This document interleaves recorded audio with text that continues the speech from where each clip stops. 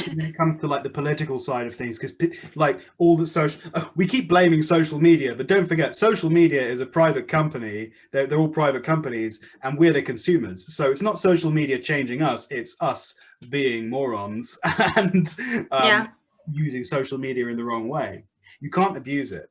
And you can't get your news from social media. You can't get your political opinions from social media, because it's like when you're speaking. So let's say, for example, if you're like a super pro Putin person, I'm not saying you are, but for example, if you were, and you speak to some super like anti-Putin guy, and they listen to each other and they try and have this conversation, and it's just like, oh my God, this other person is such an idiot.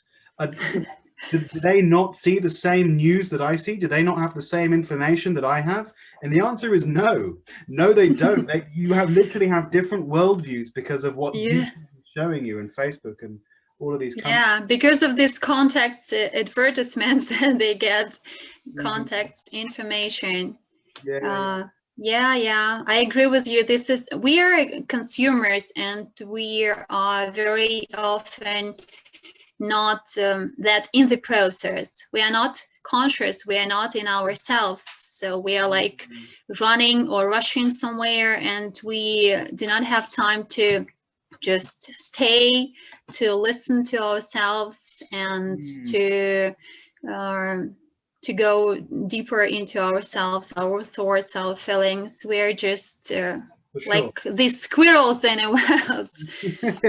Yeah, I mean, but that's when you're the most vulnerable, when you're not really paying attention. Like when I'll open, like for me, YouTube is the big one. YouTube and Instagram, they're the big ones for me. They're the ones I'm most addicted to, and I'm definitely addicted. I'm like, so I open my phone. So and I'm taking measures against it. So I have all of my normal folders here, and that's social media.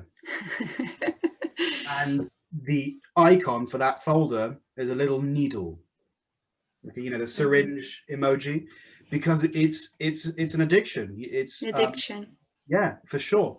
And I'll open YouTube, and then I say, no, I've been on YouTube too much today. I'll close the app. You know, when you swipe up and close it, like you force it to close, and then 10 seconds later, without even realizing it, I'm on YouTube again. How the hell did I do this? Like, I can't stop myself. I can't control myself. I'm like a heroin addict or something. It's unbelievable. And have you seen that documentary, by the way, on Netflix, The Social Dilemma? No, I haven't. You got to check it out. It's about all of this stuff. I will put it down. Yeah. Share it on your page and tell the world, because it's really cool.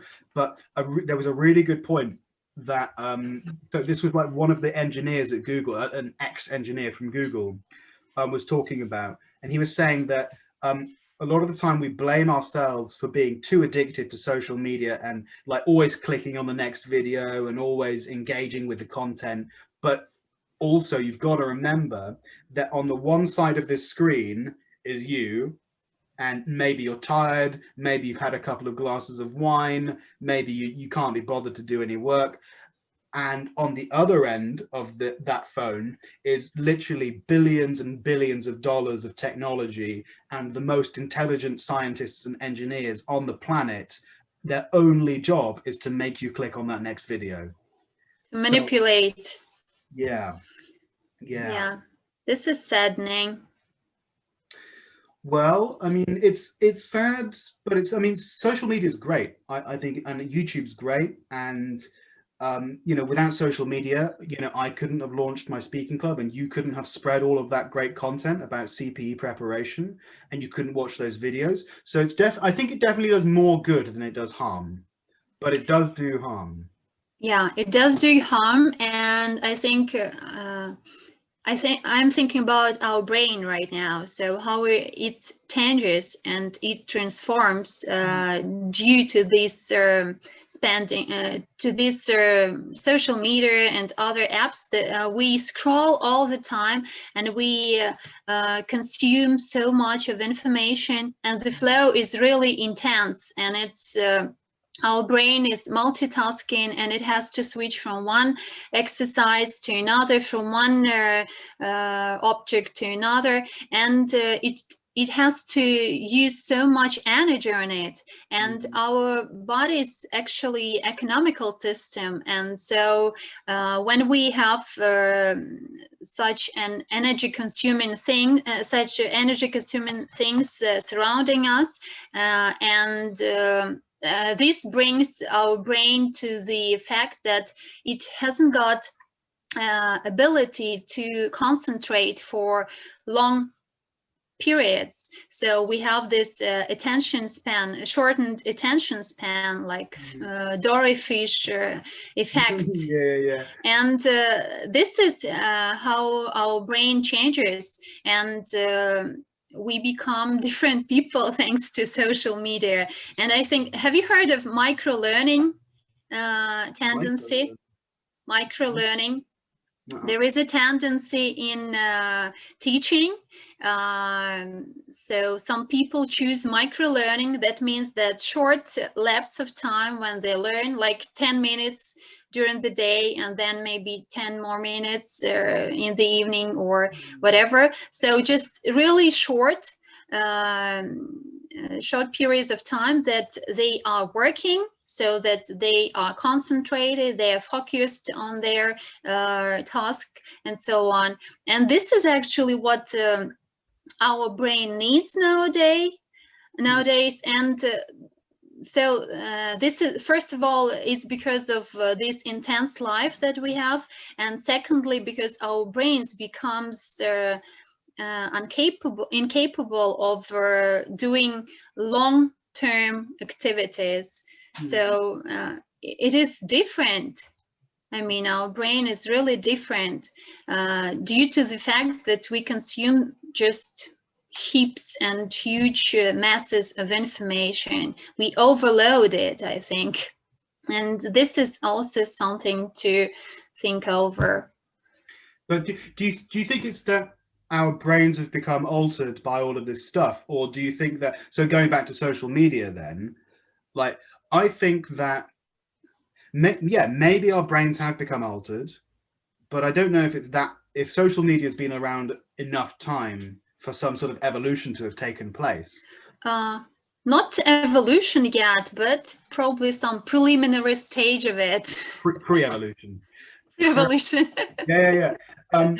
But having said that, like, a lot of the features that, like, you know, set off the dopamine going in your head, the monkey brain, relies on this primitive primate reward system that we have in our brain. When you do something good, like you have some food, or you know, you have a contact with the opposite sex, or you do whatever, it sets off you know, some hormones going in your brain, not hormones, endorphins going in your brain, and tells you, yes, do more of that.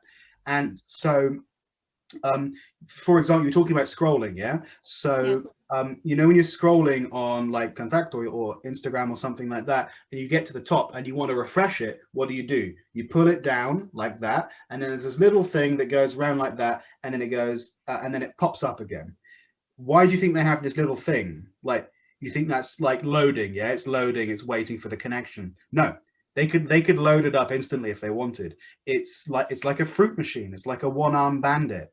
And it's that makes you more compelled to look and see what's the next news item, what's the next picture on Instagram that I can comment on or like.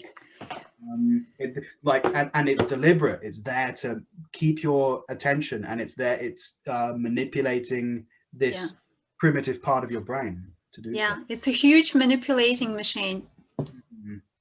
But that's why I think things like, if you like think about Facebook, Instagram, Contact as well, you don't pay money for that, right? So that the whole point of those platforms these days is advertising. They are there. YouTube as well is a big one. That they make money from advertisers. It's a targeting tool. They're there to target.